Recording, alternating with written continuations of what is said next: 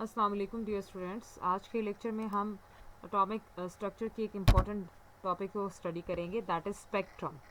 Spectrum basically क्या है?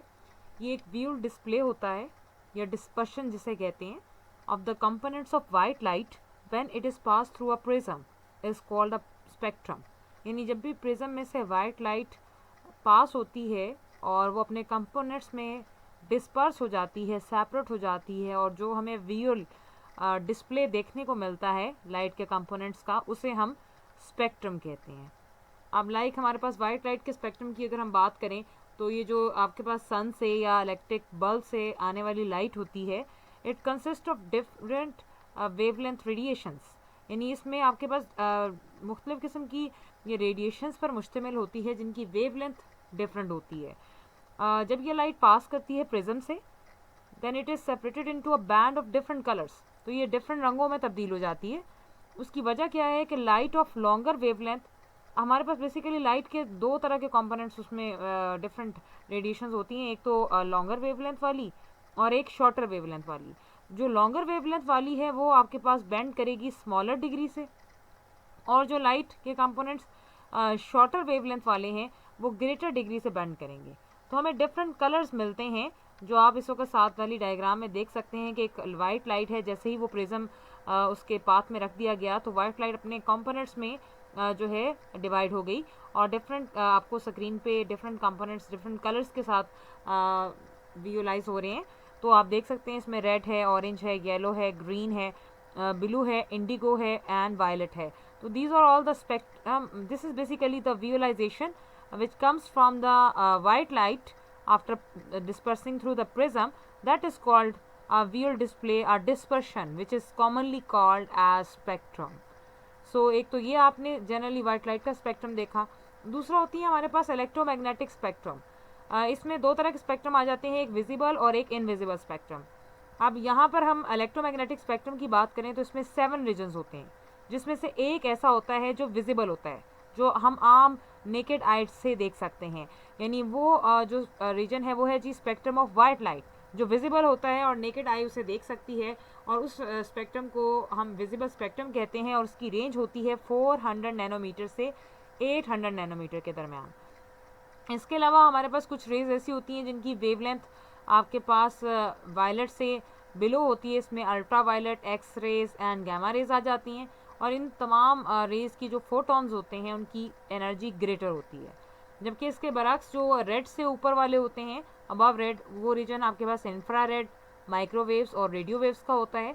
और तमाम इस रीजन में जो आपके पास रेडिएशंस हैं वो हम आम आंख से नहीं देख सकते, they are not visible to the naked eye. और ऐसी रेज जो स्पेक्ट्रम बनाएंगी उसे हम इनविजिबल स्पेक्ट्रम कहेंगे। साथ में आपको बराबर में नज़र आ रहा है ये एक रीजन है पूरा, और ये आपको gamma, X rays, ultraviolet rays, infrared rays, microwaves और रेडियो वेव्स मिल रही हैं। ये डिफरेंट रीजन की हैं जिनका आगे फिर वेवलेंथ फ्रीक्वेंसी के साथ रिलेशन है। प्रीवियसली आपने मैक्स प्लैंक की थ्योरी में वेवलेंथ और फ्रीक्वेंसी का एक रिलेशन स्टडी किया था कि किस तरह से ये आपस में इन्वर्स होते हैं। अब स्पेक्ट्रम की दो तरह की टाइप्स होती हैं। एक होता है कॉन्टिन्यूस स्पेक्ट्रम, जैसे कि हम कौसे कज़ा देखते हैं रेनबो, वो ये बनाता है स्पेक्ट्रम। और दूसरा होता है लाइन स्पेक्ट्रम। लाइन स्पेक्ट्रम में एटम्स जो स्पेक्ट्रम बनाते हैं, डिफरेंट कंपोनेंट्स के जो एटम्स होते हैं वो जो स्पेक्ट्रम बनाएंगे वो लाइन स्पेक्ट्रम होता है। सो हम इन्हें वन बाय वन देखेंगे। ये बड़ा इंपॉर्टेंट क्वेश्चन है, लॉन्ग क्वेश्चन के अतबार से भी और शॉर्ट के अतबार से भी, या डिफरेंस के अतबार से भी। तो कॉन्टीन्यूस या लाइन स्पेक्ट्रम में क्या फ़र्क है वो आपसे पूछा जा सकता है। कॉन्टीन्यूस स्पेक्ट्रम क्या है जी? The spectrum in which the rays of different wavelengths diffuse into one another and no definite boundary can be drawn between them is called continuous spectrum. यानी ऐसा स्पेक्ट्रम जिसमें डिफरेंट जो आपके पास रेस हैं जिनकी वेवलेंथ डिफरेंट होती है वो एक दूसरे में धंसे होते हैं, डिफ्यूज़ होते हैं, और इस तरह डिफ्यूज़ होते हैं कि आप उनमें कोई डेफिनेट बाउंड्री तलाश नहीं कर सकते। ये ऐसा ही है जैसे कोसे क़ज़ा में आप जब रंगों को देखते हैं तो आपको एक रंग दूसरे रंग में धंसा हुआ मिलेगा, तो आप सेपरेशन नहीं कर पाएंगे। तो आपके पास ऐसा जो स्पेक्ट्रम होगा वो कॉन्टीन्यूस स्पेक्ट्रम होगा। सो ये रेनबो इसकी बेस्ट एग्जाम्पल है। एंड ये हासिल कैसे होता है? It is obtain from the light emitted by the sun, या इनकंडेंसेंट जो इलेक्ट्रिक लाइट बल्ब्स होते हैं, सॉलिड्स होते हैं, उनसे जो लाइट इमिट होती है वो आपके पास उससे जो स्पेक्ट्रम बनता है वो बेसिकली कॉन्टीन्यूस स्पेक्ट्रम होता है। और ये प्रॉपर्टी है मैटर इन बल्क की, यानी अगर आपका मैटर ढेर सारी क्वांटिटी में है तो वो आपके पास कॉन्टीन्यूस स्पेक्ट्रम बनाएगा।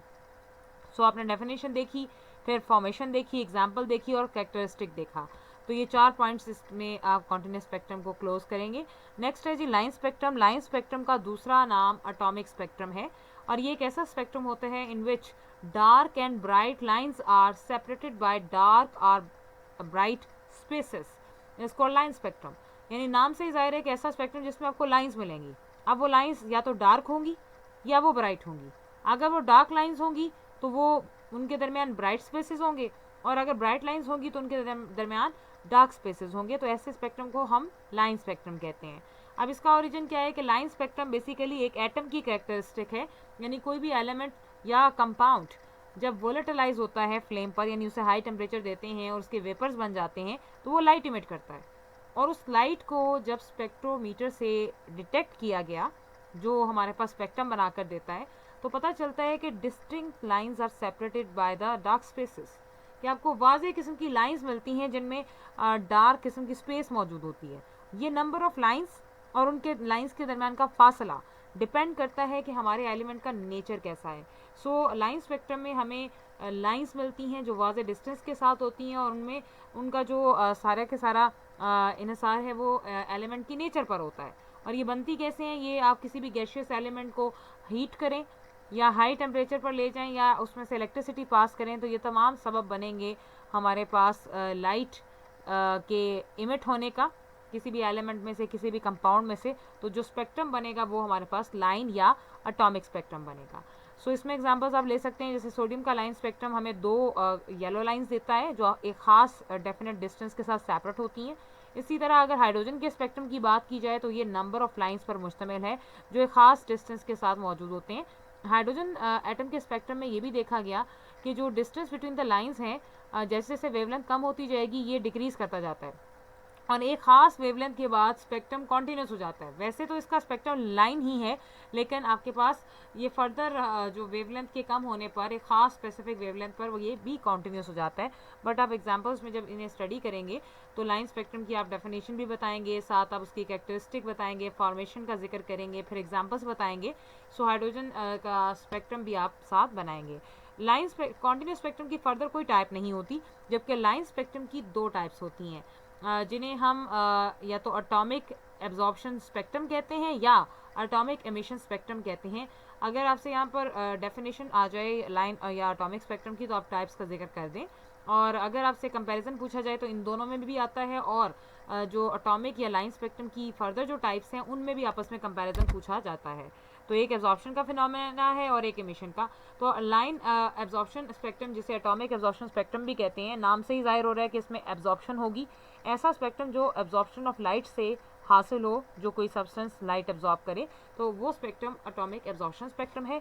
या हम इसे ऐसे भी ले सकते हैं कि ऐसा स्पेक्ट्रम जिसमें डार्क लाइंस ब्राइट बैंड से सेपरेटेड होती हैं, यानी हमें डार्क लाइंस मिलती हैं और दरमियान में ब्राइट बैंड्स होते हैं जो उन्हें जो है सेपरेट करते हैं। तो आपके पास एग्जांपल्स की अगर हम बात करें, लाइक हमारे पास वाइट लाइट है, उसे आपने किसी सैंपल में से गुजारा तो कुछ हिस्सा आपके पास रेडिएशंस का एब्जॉर्ब हो जाएगा। अब वो लाइट जब आपके पास प्रिज्म में से पास करेगी तो वो एक स्पेक्ट्रम बनाएगी, और वो स्पेक्ट्रम किस किस्म का होगा, जैसे ये देख रहे हैं आप, इलेक्ट्रोमैग्नेटिक रेडिएशन हमारे सैंपल में से पास करने के बाद डिटेक्टर से गुजरती हैं, कुछ रेडिएशंस पास कर जाती हैं, बाकी एब्जॉर्ब हो जाती हैं। जो पास करती हैं वो स्पेक्ट्रम बनाएंगी, और वो स्पेक्ट्रम एब्जॉर्ब रेडिएशंस का स्पेक्ट्रम होगा कि आपके पास जहाँ जहाँ डार्क स्पेसेस हैं आपके पास वहाँ से एब्जॉर्प्शन शो हो रही है, और बीच में जो आप ब्राइट स्पेसेस देख रहे हैं, यानी हर डार्क आपको एक स्पेक्ट्रम, एक डार्क लाइन का स्पेक्ट्रम मिल रहा है जिसमें डार्क लाइंस हैं और उनके दरमियान जो फासला, जो डिस्टेंस है वो ब्राइट स्पेस ने ले लिया है। तो हम कहते हैं कि ऐसा स्पेक्ट्रम जिसमें हमें डार्क लाइंस मिले और वो सेपरेट हो आपस में ब्राइट बैंड से, तो वो हमारे पास एटॉमिक एब्जॉर्प्शन स्पेक्ट्रम कहलाता है। इसी तरह इसके बरक्स है जी एटॉमिक या लाइन इमिशन स्पेक्ट्रम। इमिशन का मतलब है कि जब कोई सब्सटेंस लाइट को इमिट करेगा एब्जॉर्ब करने की बजाय, तो वो स्पेक्ट्रम हमारा एटॉमिक इमिशन स्पेक्ट्रम कहलाएगा। The spectrum in which bright lines are separated by dark bands, ये ऐसा स्पेक्ट्रम होता है जिसमें ब्राइट लाइंस जो हमें हासिल होती हैं और डार्क बैंड से वो सेपरेटेड होती हैं। इसमें आप देखेंगे तो जब भी आपके पास कोई सब्सटेंस आप हीट करते हैं या उसे इलेक्ट्रिक डिस्चार्ज से गुजारते हैं तो वो कुछ ना कुछ खास मखसूस वेवलेंथ की रेडिएशन एमिट करता है। अब उनके पाथ में अगर आप डिटेक्टर रख दें तो जो रेडिएशन अब हमारे पास प्रोड्यूस होंगी वो ब्राइट लाइंस पर बनाएंगी और अगेंस्ट अ डार्क बैकग्राउंड। तो आप देख सकते हैं कि यहाँ पर हमें ब्राइट लाइंस मिल रही हैं और उन्हें सेपरेट किसने किया हुआ है, डार्क बैकग्राउंड ने, यानी डार्क बैंड्स ने। तो ये स्पेक्ट्रम हमारा एटॉमिक एमिशन का स्पेक्ट्रम कहलाता है। अब पोजीशन की बात की जाए या लाइंस के वेवलेंथ की बात की जाए, चाहे वो एमिशन में ले लें आप, चाहे वो एब्जॉर्प्शन में ले लें, पोजीशन सेम रहती है। अगर आप एक मखसूस एलिमेंट की ही एब्जॉर्प्शन या एमिशन स्टडी कर रहे हैं तो वो आपको पोजीशन हमेशा सेम मिलेगी लाइंस की। लेकिन उसकी वजह क्या होती है कि एमिशन स्पेक्ट्रम में वही लाइंस आपके पास ब्राइट हो जाती हैं जो एब्जॉर्प्शन में डार्क आपको नज़र आ रही हैं, अगर आप एक मखसूस एलिमेंट के लिए दोनों फिनोमिना स्टडी करेंगे। सो आप जब भी आपसे वो पूछ लिया जाए कि why the position of the lines become appear same in atomic emission absorption, तो आप इसमें ये रीज़न बताएंगे कि एमिशन में ब्राइट लाइंस होती हैं और एब्जॉर्प्शन में डार्क होती हैं। अब आप यहाँ से आपके पास एक क्वेश्चन भी है एक्सरसाइज का, question number 10 part number A, what is spectrum. Differentiate between continuous spectrum and line spectrum. ये डिफरेंसेस आपने ऑलरेडी देख लेने हैं क्योंकि ये ही सारे पॉइंट्स हमने अभी फर्दर डिस्कस किए हैं जो आपको कंपैरिजन में मिल रहे हैं। इसी तरह आपके पास लाइन एमिशन और एब्जॉर्प्शन का भी कंपैरिजन है, ये भी आपने इसी तरह स्टडी कर लेना है जो हमने पॉइंट्स पढ़े। इसमें एक ही पॉइंट आपको यहाँ पर बड़ा इंपॉर्टेंट मिलेगा कि आपके पास ये लाइन एमिशन का स्पेक्ट्रम तब बनता है जब सब्सटेंस एक्साइटेड स्टेट में होता है, और जब सब्सटेंस एक्साइटेड स्टेट में नहीं होता, अनएक्साइटेड स्टेट में होता है, तो एब्जॉर्प्शन का स्पेक्ट्रम बनता है। सो ये बाकी आप देख सकते हैं कि एक्साइटेड स्टेट में इलेक्ट्रॉन हायर से लोअर में जंप करेगा और जो रेडिएशन एमिट करेगा वो एमिशन स्पेक्ट्रम बनाएंगी, और इलेक्ट्रॉन अगर लोअर से हायर में जाए और एनर्जी एब्जॉर्ब करके जाए तो वो एब्जॉर्प्शन स्पेक्ट्रम क्रिएट करता है। बाकी पॉइंट्स आप ऑलरेडी जो है टॉपिक में देख चुके हैं। अब इसी से जुड़ा हुआ एक टॉपिक है जिस पर अलग नोट भी पूछा जा सकता है कि स्पेक्ट्रम क्या है, और हाइड्रोजन स्पेक्ट्रम पर बात करें तो हाइड्रोजन स्पेक्ट्रम की एमिशन को भी स्टडी किया गया। हाइड्रोजन की गैस को डिस्चार्ज ट्यूब में लो प्रेशर पर फिल किया गया और देखा गया कि ये ब्लूइश लाइट इमिट करती थी। The light when seen through the spectrometer shows many number of lines, जिन्हें स्पेक्ट्रल लाइंस कहा जाता है, और फिर इन लाइंस को 5 ग्रुप्स में डिवाइड कर दिया गया जिसे स्पेक्ट्रल सीरीज का नाम दिया जाता है। और ये सीरीज जिन जिन साइंटिस्ट ने इन्हें डिस्कवर किया उन्हीं के नाम पर रखी गई। पहली है जी लाइमन सीरीज जिसका रेंज है यूवी रीजन, फिर है Balmer series visible region, Paschen series IR region, Brackett series IR region, Pfund series, ये पैफंड नहीं अपने पढ़ना, पी साइलेंट है यहाँ पर, ये फंड सीरीज है दैट इज आईआर रीजन। तो पहली 4 सीरीज को बोहर एटॉमिक मॉडल से पहले ही डिस्कवर कर लिया गया था, लेकिन रीज़न नहीं पता थी कि ये कैसे ये फिनोमेना इसको जस्टिफाई किया जाए। तो बोहर एटॉमिक मॉडल आया तो उसके बाद इस सीरीज़ पर भी काम हुआ और इस तरह से इनकी फर्दर जस्टिफिकेशन देखीगी। ये तमाम रीजन्स हैं हमारे पास कि हर रीजन में ख़ास वेवलेंथ वाली आपके पास एमिशन की लाइंस आपको देखने को मिल रही हैं। अब हम देखेंगे कि इसका बेसिकली ओरिजिन क्या है हाइड्रोजन स्पेक्ट्रम का बोहर एटॉमिक मॉडल की बुनियाद पर। So according to Bohr theory अगर हम बात करें तो जब हाइड्रोजन एटम हीट किया जाता है या उसे इलेक्ट्रिक डिस्चार्ज से गुजारा जाता है तो इसके इलेक्ट्रॉन्स लोअर ऑर्बिट से उठकर यानी n1 जिसे लोअर ऑर्बिट हम कहते हैं हायर ऑर्बिट में चले जाते हैं by the absorption of energy, और हायर ऑर्बिट को n2 से डिनोट किया जाता है। वही इलेक्ट्रॉन कुछ टाइम के बाद वापस कम बैक करेगा और वही सेम अमाउंट ऑफ एनर्जी को एमिट करेगा अब फोटोन ऑफ लाइट की सूरत में। सो उस दौरान हमें 5 सीरीज मिलती हैं जो हाइड्रोजन एटम स्पेक्ट्रम प्रोड्यूस करता है। पहली सीरीज है लाइमन सीरीज, और लाइमन सीरीज कब क्रिएट होगी जब हमारा जो ऑर्बिट है लाइमन सीरीज के लिए लोअर ऑर्बिट का case n1 is the lower orbit, जो केस है 1 है, यानी लाइमन सीरीज का के लिए आपके पास कोई भी इलेक्ट्रॉन किसी भी हायर 2, 3, 4 किसी भी हायर ऑर्बिट से आकर 1 में अगर गिर रहा है तो जो वो रेडिएशन एमिट करेगा वो हमारे पास कौन सी रेडिएशंस होंगी, एक तो उनका रीजन अल्ट्रावायलेट होगा और उन्हें हम इस सीरीज के एतबार से लाइमन सीरीज कहेंगे। आप बराबर में ये डायग्राम देख सकते हैं जिसमें डिफरेंट लेवल्स हैं जो धीरे धीरे इनका गैप कम होता जा रहा है और एक पॉइंट पर आकर ये कॉन्टीन्यूस हो गया जिसे हम इन्फिनिटी पॉइंट भी कहते हैं। n1, n2, n3, n4 ये लेवल्स हैं। अगर आपके पास 1 पर आकर कहीं किसी भी लेवल से इलेक्ट्रॉन आकर गिर रहा है और ख़ास किस्म की रेडिएशन इमिट हो रही हैं, ख़ास किस्म के फोटॉन्स रिलीज हो रहे हैं लाइट के, तो वो लाइमन सीरीज क्रिएट कर रहे हैं जैसा कि पहली सीरीज आप देख रहे हैं। सेकेंड है जी बाल्मर सीरीज, उसकी लोअर लिमिट है 2, यानी अगर आपके पास 2 ऑर्बिट में आकर हायर से कोई भी इलेक्ट्रॉन फॉल करता है, 2 से हायर क्या होगा नेक्स्ट, पहली पॉसिबल लाइन क्या होगी कि 3 से आकर गिरे या 4 से आकर गिरे या 5 से आकर गिरे, तो आपके पास ये सीरीज जो फोटोन क्रिएट करेंगी उनकी जो रेंज होगी, उसका स्पेक्ट्रम का जो रीजन होगा वो विजिबल होगा, और सीरीज को हम बार्मर सीरीज कहेंगे। इसी तरह पास्कल सीरीज के लिए लोअर लिमिट है 3, यानी इलेक्ट्रॉन कहीं भी हायर ऑर्बिट यानी 4, 5, 6 से आकर गिरे तो जो सीरीज क्रिएट वो करेगा उसे हम पास्कल सीरीज कहेंगे। और वो रीजन जो आपके पास जो रेडिएशंस क्रिएट होंगी उनका रीजन इंफ्रारेड होगा।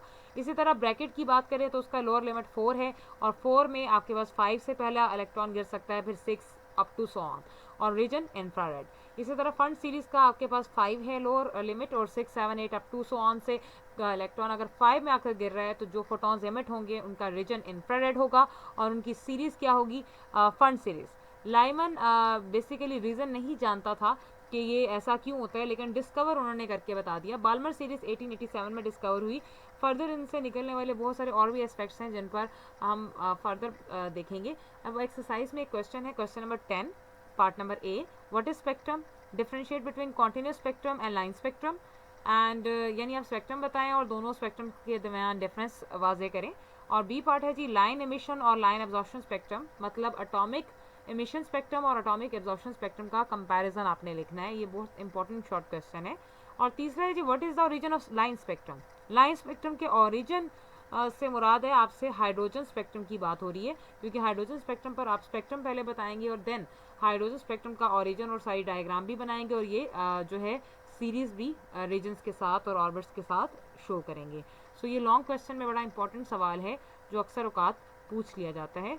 This is all about for today, best of luck.